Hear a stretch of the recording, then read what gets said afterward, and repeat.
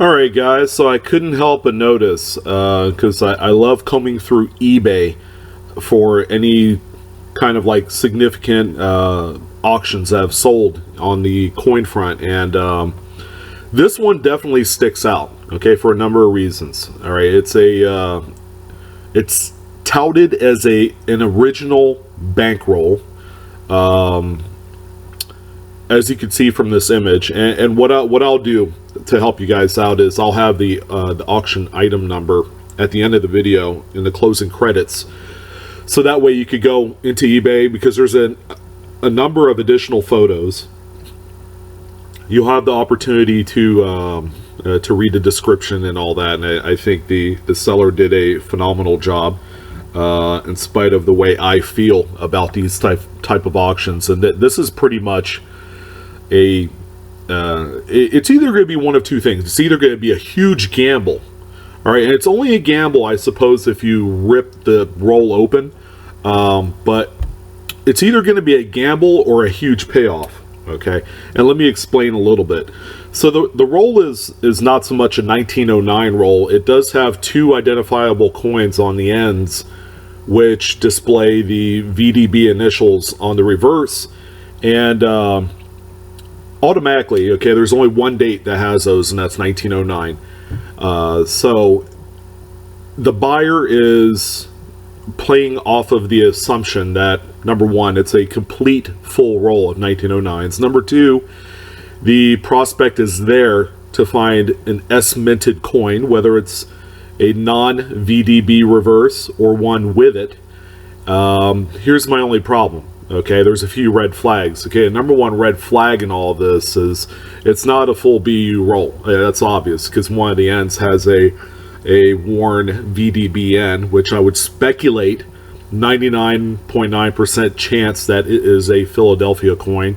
Same with the BU coin. Okay, we're just playing the odds here because of mintages. And number two, if you guys examine the paper roll and casing, I mean, it looks to be in really good shape, as the seller had indicated. However, there's nothing identifiable on the paper roll as this being a complete solid 1909.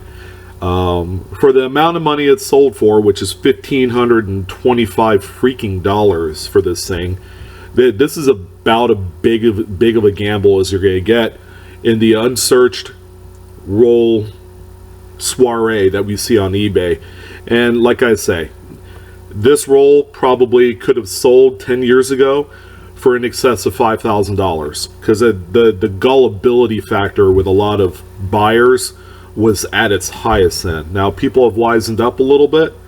I wish everybody would have, but you know, if there's money to be made, you better believe that there's going to be these type of rolls out there, whether they're authentic or whether some made-up pipe dream where, you know, a guy's sitting there in his cellar in his mom's house making these things with the crimper machines and all that, and the actual paper rolls are still very much available out there. Some new old stock stuff, and I've seen it before. I've even had some over the years, but yeah, these are definitely auctions you have to keep and stay clear from, for the number of reasons. If there's nothing identifiable other than the fact that this came from a Fed Reserve Bank from San Francisco, there is absolutely 100% no guarantee that there are S-mint marks, especially 1909s. I think once in a blue moon, if this was a legit roll, it would have been put together during the 30s or 40s, because rolls don't go back that far. They don't go back 105, 110 years, which is why the BU Morgan roll fiasco that you see come up every so often as being original is just a big farce. But if you're going to buy it with the full intention on opening it, that you're literally draining all of the money into the toilet.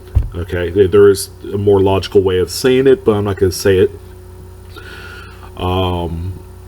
Would I personally buy it to hold it in the hopes that it'll appreciate in time? It's a possibility, but you gotta make sure that you store this thing correctly. As you can see in the auction photos, this one is stored in a coin tube, which is fine, but the coin tube's a little bit small for the roll. I would probably do a quarter sized roll, put it in, or nickel. Nickel is actually a little bit longer. But anyways, this is going to be a little case study, a little review for you guys on probably something to stay clear from. Again, the potential is huge on paper, but the reality and the scope, based off of previous sales and experiences among other coin roll hunters, okay, I see it all the time on the forums, you definitely probably want to stay clear of these type of rolls. But anyways, hope you guys had fun kind of just chewing on this one. And again, yeah, be wary of what's being sold on eBay.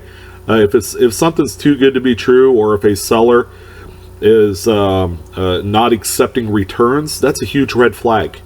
All right, and if there's nothing identifiable, and I'm not talking pen writing, I'm talking about original period correct stamping to indicate that this is a full roll of 1909s, then yeah, it's not worth it. It's definitely not worth it, and this is $1,500 that could have been well spent somewhere else. Anyways, that was a long-winded exchange for you. I do apologize about that. If you enjoy the content, please go ahead and hit the like button. I appreciate it.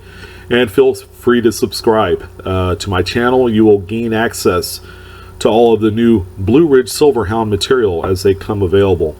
And as you guys know, I've been throwing them on there pretty regularly recently. So I thank you guys for your time, and yeah, go ahead and check out that auction. It'll be in the credits here momentarily. You guys take care and have a good one.